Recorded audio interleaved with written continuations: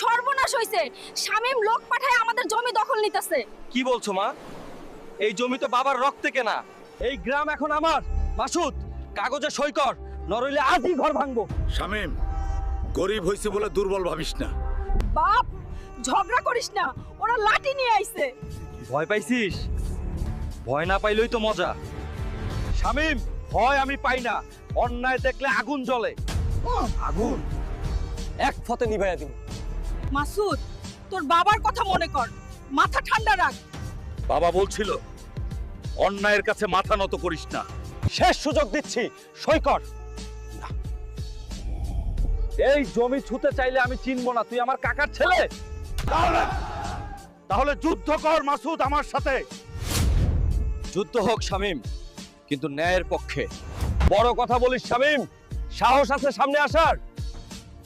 এখনই আসছি। পালাবি না তো মাসুদ?